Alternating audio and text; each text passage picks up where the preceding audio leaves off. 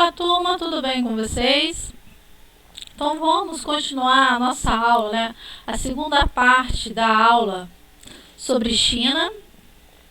E nós vamos falar sobre o quê? A parte política e a parte econômica agora da China. Vamos falar dos principais parceiros comerciais da China. Vamos falar da questão geopolítica da China hoje, tá? Então são assuntos que nós iremos abordar. Vamos lá. Então a gente vai começar com essa frase que foi dita, tá, pelo ex-presidente da China, né, a partir de 1978, o Deng Xiaoping, tá, que não importa a cor do gato, e sim que ele pegue o rato. Essa frase foi muito importante, né? Ela quer dizer o seguinte: nessa época a China já tinha rompido, né, com a União Soviética, né, com os ideais totalmente socialistas, já estava o quê?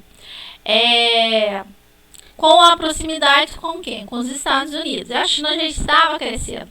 Ia começar a ser feito o quê? A abertura econômica, né, com os mercados capitalistas. Então, essa frase, quando ele falou, ele quis dizer o seguinte: que não importa como, quem e de que forma seja feito algo. O que é importante é fazer o que tem que ser feito. Então, me desmiuçando isso daí, ele assim, não importa como é que a gente vai entrar no mercado, como a gente vai fazer, a gente vai chegar ao quê? De fato no mercado. Nós vamos conseguir, nem que seja o quê? Para atropelar qualquer um. Então, resumidamente, foi isso que a China fez. O que a China fez? Né? Na aula passada, a gente falou da questão da mão de obra especializada. Ela enviou várias pessoas, né, dos maiores centros, né, tecnológicos do mundo, as maiores universidades. Os chineses foram lá, aprenderam e fizeram o quê? Levaram para o seu país e começaram o quê? A copiar. Então não importa o meio, não importa como, quem. Eles querem que seja feito algo, tá? Então foi o quê? Foram reformas econômicas, né, que foram implantadas, basearam o quê? Na estratégia exportadora e na política das portas abertas, tá? Elas foram implantadas para viabilizar a expansão global da capacidade de importar e proporcionar um rápido deslocamento da pauta de importações na direção de máquinas e equipamentos. A pauta exportadora chinesa concentrava-se ao longo dos anos 80, essencialmente em produtos intensivos na mão de obra abundante e no baixo valor unitário. Então as coisas ali se agregaram. Né? No começo, né, a China começou a fazer o quê? Produtos baratos, sem qualidades. Para o quê? Entrar no mercado. Assim que ela entrou no mercado, ela viu que a competitividade era altíssima. Então ela teve que o quê? Que se aperfeiçoar. Primeiro ela entrou, depois ela se aperfeiçoou. Tá? As mudanças econômicas espaciais que os chineses tiveram que fazer no seu território, tá? Então lá, em 1980 foi criado o quê? As zonas econômicas especiais, tá? Com economia de mercado no molde capitalista, né? Que a gente já viu, tá? Então esse crescimento contou com o quê? Com investimento principalmente dos Estados Unidos, países europeus, Japão, Taiwan e empréstimos chineses que vinham do exterior. Tá? Então, por quê, gente? Esses países aí e essas pessoas tinham um interesse muito grande na China. Eles já estavam vendo que existia o quê? Um crescimento muito grande ali. Que a China futuramente ia dar o quê? Bons lucros para a economia mundial.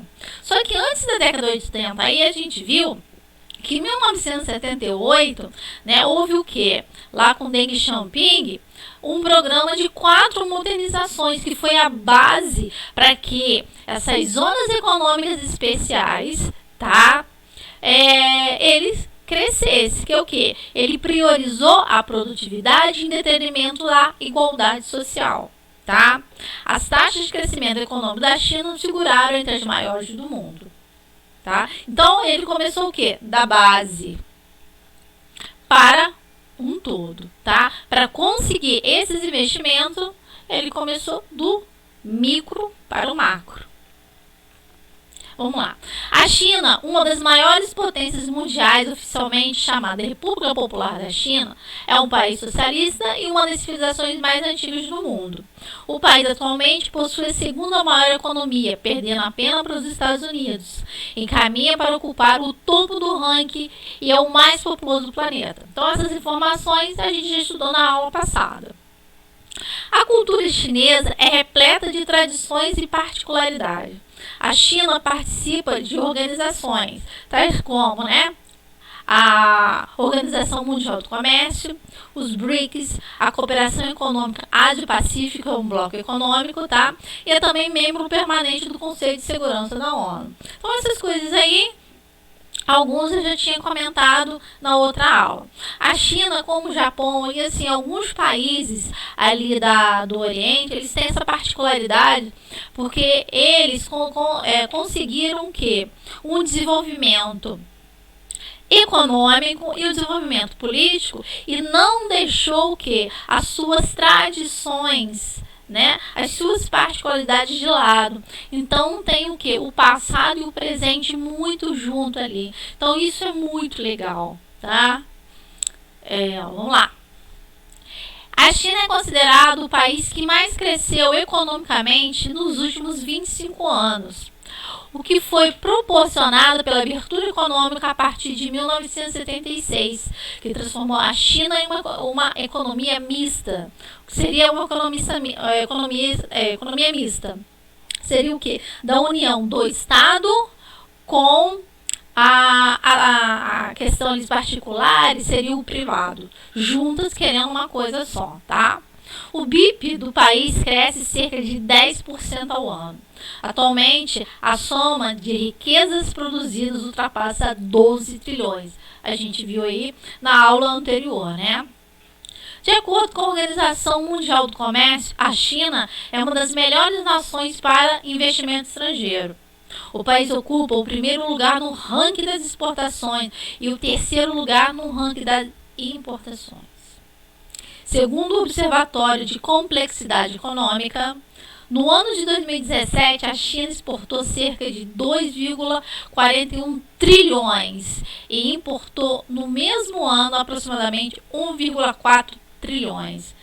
Tá? A diferença entre as exportações e as importações apresenta uma balança comercial positiva, tá? Porque praticamente ela produz tudo que o mundo precisa. Então ela assim não compra quase nada, tá? Então a gente vai apresentar agora alguns dos principais parceiros, comerciais da China. Então a gente vai começar, com o primeiro e um dos mais importantes, que é o Brasil, tá? O Brasil é um dos países que tem na China seu principal comprador no exterior. Antigamente era os Estados Unidos, a gente tem agora a China, tá? A retração do país asiático, portanto, pode atingir com força a balança comercial brasileira. No ano 2000 ocorreu o chamado boom das commodities, quando a demanda internacional, principalmente chinesa, fez os preços aumentarem, tá? Isso garantiu ao Brasil um papel importante no comércio internacional e um grande crescimento econômico. Então, quando aconteceu esse boom das commodities internacionais, então os países chamados países emergentes, eles cresceram, eles tomaram uma dimensão muito grande no mercado internacional. Enquanto os países mais ricos ficaram abalados, os emergentes cresceram. Então, no caso, o Brasil e a China aí, considerados países emergentes, eles ganharam um status econômico de grande importância no cenário econômico e político, tá? Por outro lado, a indústria brasileira não conseguiu acompanhar o desempenho das exportações de matéria-prima, passando por um processo a questão da desconcentração, tá, industrial. desde então perdendo o mercado para a própria China. Após a abertura comercial, isso correu por muitas empresas, eram poucos competitivas com produtos importados. Reflexo da má gestão da política industrial durante as décadas anteriores. Então, o que aconteceu a partir da década de 90 no Brasil aconteceu em vários países do mundo. E a China ela foi muito esperta, né? Quando ela realmente abriu, a gente viu na aula passada, na década de 90, as suas portas, né? A questão das leis trabalhistas, incentivos fiscais, as leis ambientais, mão de obra barata.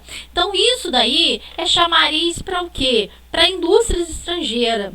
Então o mundo estava vivendo essa parte, o que é uma desconcentração industrial. Então o que aconteceu com os países ricos, né? A União Europeia, os Estados Unidos, Japão. Muitas das suas empresas que estavam dando problemas em seus países se deslocaram para onde? Para a China, tá? E o Brasil nessa época, né, estava vivendo, né, esse processo também, né? O Brasil estava saindo numa época também política muito conturbada. De década de 90 a gente estava no nosso processo de redemocratização, né? Então muitas das nossas indústrias, né, estatais estavam sendo privatizadas, né? E ainda elas eram bem sucateadas. Então nós perdemos o que? Para a China a vinda dessas empresas, tá? Vamos lá. Como consequência do Plano Real a partir da década de 90, tá? Que pareava ali o real com o dólar, era o mesmo valor, né?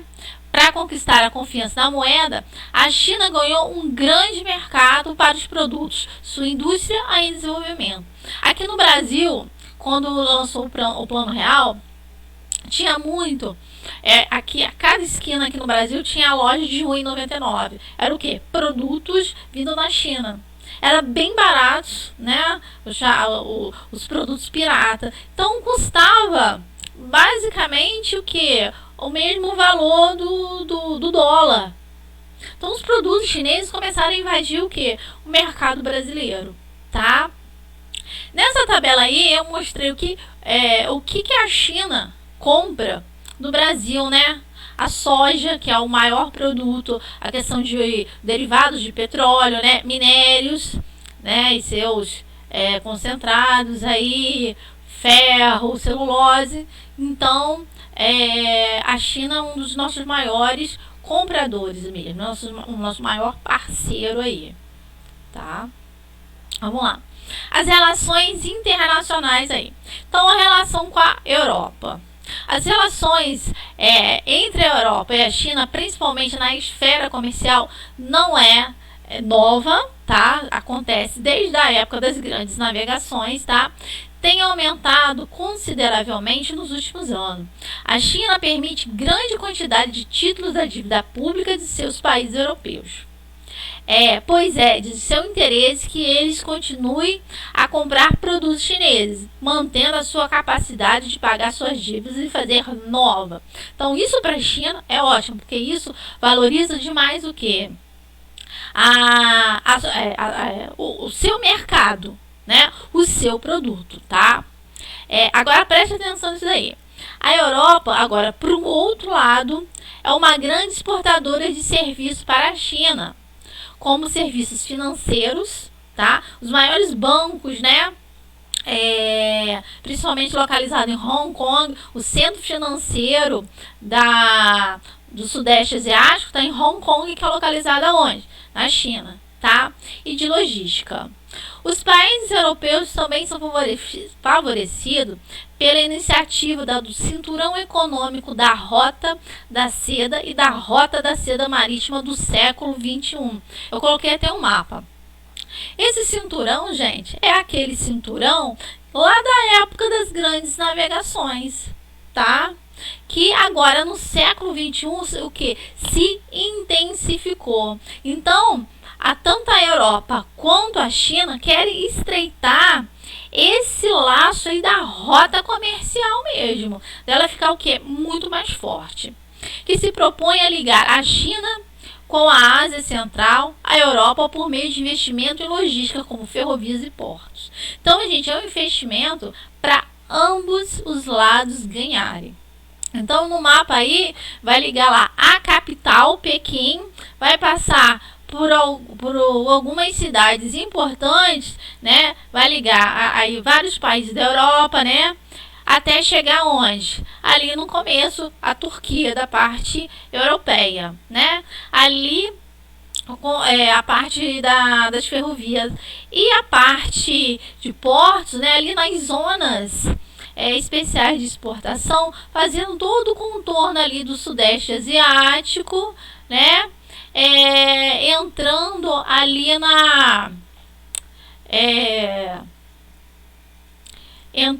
na parte do Oriente Médio. Então isso, gente, vai ser muito bom para ambos os países, tá?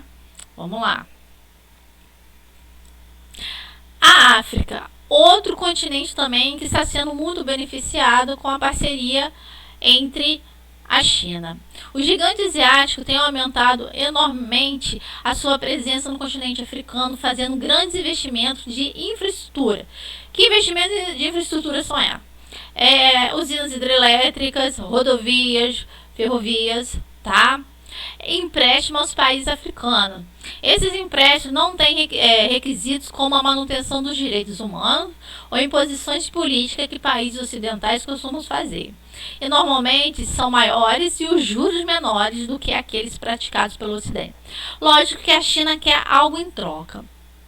Aí tá falando da questão, né, a diferença entre a China e os países do Ocidente quando ajudam os países da África. Eles impõem regimes autoritários, né? Tá falando de manutenção dos direitos humanos, né? A questão das imposições políticas, né? Juros muito altos. Não, a China ela não quer impor nada. E ela empresta o dinheiro a juros menores. Porque ela quer sair ganhando. Ela quer manter o quê? Ela sabe que a África é riquíssima em minérios, né? Então ela quer se aproveitar disso daí. Ela não quer cometer aqueles erros que as potências europeias e americanas fazem, né? Então ela não quer impor nada. Ela quer sair lucrando, né? São bastante atrativos a ditadores africanos, lógico que vão sair ganhando, que veem as instituições internacionais como interventor nas questões internas, né? A política externa da China na África é interpretada por alguns analistas como imperialista, por tentar criar uma relação da China com a África similar àquela que os países ocidentais faziam no continente, e ainda fazem em alguma medida, de exploração de matéria-prima, gente. Isso daí é lógico, porque é isso que ela quer, né? Sem dar em retorno condições para o desenvolvimento da região, né? Mais diferente dos outros países, ela não faz imposições políticas, nem corta direitos humanos. Ela só quer realmente lucrar. Então ela está investindo demais em rodovia, ferrovia, portos, hidrelétricas, para o quê? Conseguir matéria-prima, né? A gente vive o quê? No mundo capitalista, né? Então ela quer sair ganhando. No Sudeste Asiático, ela é bem pertinho dela. A China possui relações boas com parte dos países da região do Sudeste Asiático, né? Que são destino de muitos investimentos chineses e de empresas que usam a sua mão de obra barata, né? Porém, a disputa no Mar do Sul da China gera atritos entre os chineses e outros países da região, como Vietnã, Malásia, Filipinas, né? Muitos desses aí são o quê? Os chamados tigres asiáticos, né? tendo a China criado ilhas artificiais como bases militares, aumentando a sua presença nessa região estratégica, por onde passa boa parte do comércio mundial. Ali, gente, tem um grande fluxo de navio passando em todos os lugares. Então, o que aconteceu? A China, como outros países do mundo, se armaram também.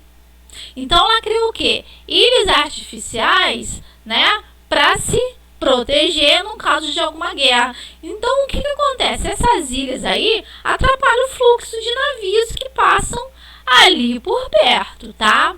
Essa política expansionista é resultado da percepção chinesa de que esse território é por direito seu histórico, desde a época imperial, como o caso do Tibete. Nós vamos falar sobre o Tibete um pouco mais para frente, tá? A China, durante muitos anos, brigou com vários povos ali da região do Sudeste Asiático, perdeu, ganhou algumas guerras, né? Então, assim, ela está começando a política expansionista dela, ali no Sudeste, para resgatar esses territórios, tá? Taiwan. A relação dela com Taiwan sempre foi muito complicado, tá? O país ainda é considerado pela China como uma província rebelde. Portanto, ambos não se reconhecem, tá? Dividido o mundo entre países que reconhecem a existência de um ou de outro.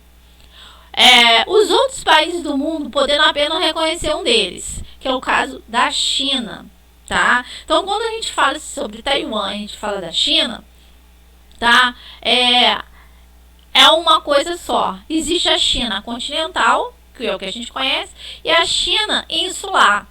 A China insular é Taiwan, tá? Taiwan sempre fez parte da China. Taiwan sempre quis o quê? A sua independência, tá? No comércio internacional, ela é conhecida como um território, ela não é conhecida como um país, tá? E ela luta para ser reconhecida como país. E a China não quer dar esse gostinho para ela, tá? Vamos lá.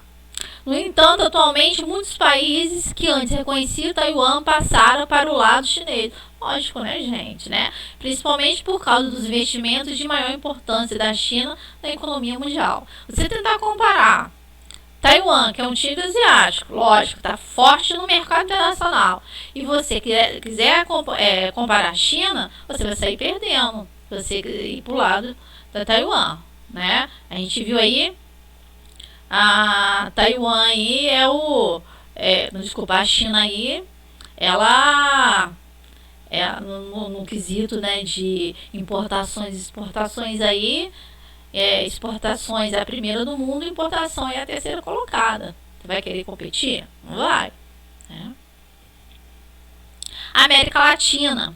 Países como o Brasil, né, que a gente já viu aí, Chile, Peru, tem no gigante asiático seu principal parceiro econômico, portanto, que mais faz um comércio no mundo.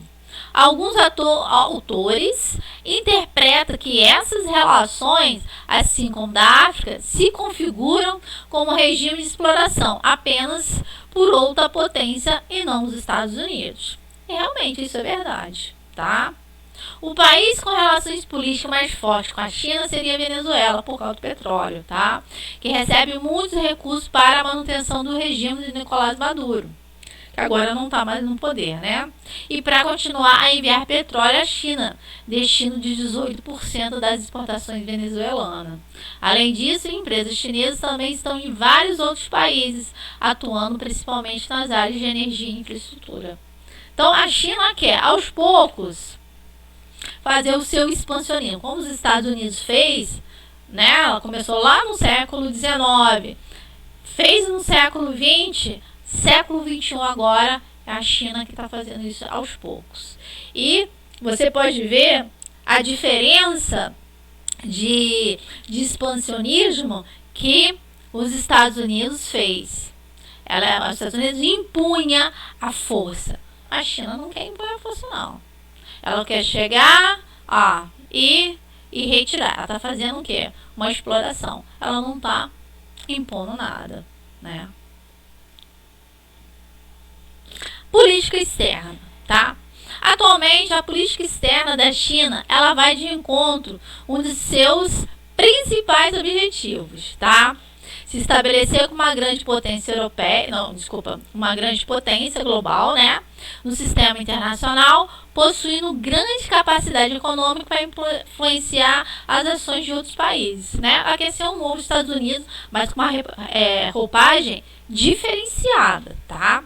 O país tem estabelecido uma capacidade militar cada vez maior através do aumento do investimento de forças armadas. O maior exército do mundo está onde? Na China, né? Com a distanciação entre os Estados Unidos e a Europa, olha só, após a vitória de Trump, a China tem se colocado como defensora do multilateralismo frente ao isolacionismo americano. Então vamos entender o que isso quer significar, né? O atual presidente americano Trump, né? Ele o quê? Ele é um ótimo administrador, mas ele é um péssimo político, tá? Então, assim que ele entrou, tá? Ele adotou uma política de isolamento americano, tá? Que isso está sendo muito ruim para a economia americana. Porque você se isolar, tá? Hoje em dia, no mundo globalizado, só se você for totalmente autossuficiente. Os Estados Unidos não é um país ainda autossuficiente. Então, o que está acontecendo? Os Estados Unidos está perdendo, tá, parceiros econômicos, enquanto a China ela está ganhando. Então, um dos maiores parceiros econômicos e políticos dos Estados Unidos era quem, gente? A União Europeia. Então, após a eleição do Trump, o que está acontecendo? Esse distanciamento. O que a China está fazendo? Ela está agregando valores. Ela está o quê? Se juntando à Europa, tá? Então, o que é a questão do multilateralismo, essa política aí? É a defesa de uma configuração das relações políticas entre os países que seja mais aberta e igualitária, em oposição ao sistema, né? Um exemplo, o da Guerra Fria, né? Que é a questão bipolar, que eram só dois, tá? E a questão do isolacionismo é quando um país se isola das questões mundiais, deixando-as em segundo plano, em oposição ao globalismo. É o que os Estados Unidos está fazendo, né? Que seria a maior integração dos países, como está fazendo o Trump atualmente. Ou seja, a China defende atualmente, por exemplo, várias organizações internacionais, como a ONU, a Organização Mundial do Comércio, né, etc, etc, etc. Enquanto os Estados Unidos estão indo de encontro ao quê? Todas essas instituições, criticando, saindo, né? Os Estados Unidos saiu de alguns blocos econômicos aí, né? Então vamos lá. E criticam por sua tentativa de impor agendas como clima, direitos humanos, até mesmo do Acordo de Paris sobre o clima e da Unesco. Então, os Estados Unidos, ele está o quê? Ele está perdendo força, ele está vendo que está perdendo força, tanto política quanto na economia. E a China está o quê? Está crescendo cada vez mais. Né? Quais são os produtos produzidos, né? O que a China produz para exportar? A questão da mineração, tá? Pecuária, o setor industrial dela, né, a gente já viu, é bem diversificado, tá? E produtos agrícolas, né? Lá, apenas 7% do território chinês estão em condições de serem utilizados para a agricultura, tá? Não é todo o território chinês, né? É a questão do quê? Do solo. Mas o que eles têm, eles produzem, tá? Então vamos lá. Os produtos importados, né? Equipamentos elétricos, petróleo e derivado, instrumentos profissionais e científicos, minérios metálicos, equipamentos de escritório de processamento de dados, tá? Os principais parceiros de importação: Japão, Coreia do Sul, Taiwan, Estados Unidos, Austrália, Alemanha, tá? E os parceiros de exportação: Estados Unidos, Hong Kong, Japão, Coreia do Sul, Alemanha. Então são quase os mesmos parceiros, tanto de importação como exportação. Esses são os dados de 2013. Lógico que outros parceiros, né, foram colocados, e o Brasil tá entre esses parceiros aí, tá? A questão geopolítica da China, né? Pra gente terminar a nossa aula aí, a gente vai falar dessa questão geopolítica, que é muito intensa na China, né? Regiões administrativas especiais. Dentro do território continental da China, existem 2 territórios, Macau e Hong Kong, tá? Que durante a expansão imperialista lá do século XIX, né, a China, ela, né, a gente viu que ela foi dominada, né, no século XIX por vários países. Então esses 2 territórios não pertenciam, né, à China administrar, né, para administrar, tá? Então Hong Kong foi devolvida em 98, né, 1998, e Macau foi devolvida, né, em 1999. Só que fizeram acordo seguinte: são países capitalistas, né? Hong Kong é centro financeiro do Sudeste Asiático ali, é capitalista, tá? Só que é o seguinte, tem a sua própria política, tá? Então, apesar de estar dentro os dois, estar dentro do território chinês, não recebem ordens vindo de onde? Do Partido Comunista, tá? Hong Kong e Macau, como Taiwan, tem o que? Leis próprias, tem políticas próprias. Então é como se fosse o que? Um país dentro de outro país. Então os chineses, tá?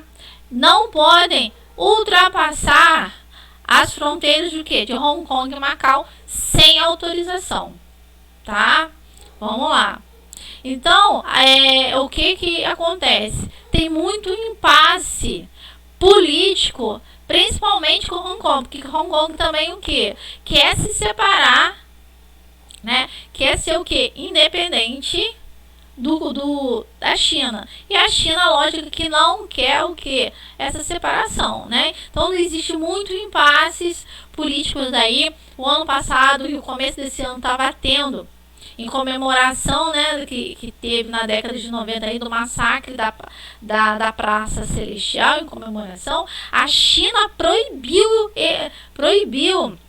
né, essas manifestações, mas o pessoal de Hong Kong foi para a rua para comemorar o aniversário dessa data, que é uma data muito importante, né? E teve uma confusão, polícia na rua. Então, porque eles são o quê? Eles querem independência, né? Então, vamos lá. O Tibete, né, é uma outra questão aí, tá? É uma província hinduísta, tá? Que luta também pela sua independência, tá? O exército chinês construiu alguns mosteiros e o governo estimula a migração da etnia Han. Etnia Han é uma etnia muito grande no território chinês, tá? O Tibete fica na parte noroeste da China, tá? Então, o Tibete é muito conhecido pelo, que todo mundo conhece aí, pelo Dalai Lama. O que aconteceu? Durante muitas dessas guerras de anos, né, que a China sempre teve ali com vários países, o Tibete, ele foi incorporado à China. Desculpa, o Tibete foi incorporado à China. À força. O que aconteceu? Eles perderam. O Dalai Lama, na época, tentou se negociar. Ele foi ameaçado, tá? Pelo governo chinês. O que ele fez? Ele se exilou na Índia, Então ele lutou, tá, durante muito tempo com instituições, até a ONU, para tentar o quê? Que o Tibete ele seja o quê? Uma província, né? Se torne o quê? Um país totalmente independente, tá? Porque a maior parte dali é hinduísta, tá? E a China é o quê? Ela é budista, tá? Então tem essa questão também religiosa, tá? E por último aí Taiwan, né, que é chamada a província rebelde aí, né, que está sob a tutela do exército dos Estados Unidos e não tem autonomia política reconhecida internacionalmente, que a gente conhece aí porque e a gente também já falou, né, sobre ela durante a China, sobre quando a gente estudou os tigres asiáticos, tá? A China hoje, tá? Tem o que? Sinais de desequilíbrio, distribuição de renda, aumento de diferença, tá? É muito grande, né? Consequências do que?